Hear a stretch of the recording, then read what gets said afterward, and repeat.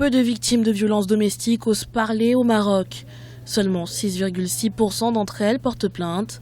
D'autres, comme Fatna Bengala et sa mère, toutes deux victimes de violences infligées par un membre de leur famille, se tournent vers des centres d'aide aux femmes. Les gens qui nous ont maltraités, ma mère et moi, sont de notre famille. Ils nous ont pris une part de notre terre et nous ont chassés. Nous vivons dans la douleur et la pression. Le coup que j'ai reçu sur ma tête a abîmé ma vision et j'en ai beaucoup souffert. Quand je suis allée à l'hôpital, je n'avais pas les moyens de me payer des médicaments, mais le directeur de l'hôpital m'a aidée.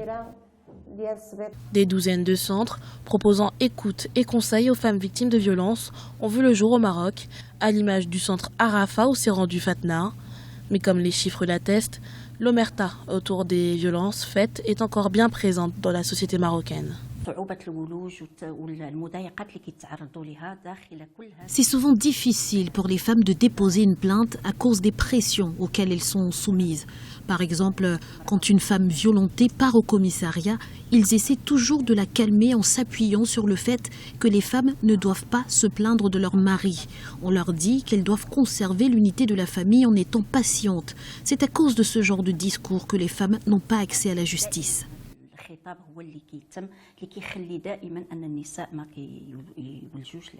Si dans les faits, les femmes peinent encore à trouver justice pour les violences qu'elles subissent, une loi a été votée en septembre 2018 en leur faveur.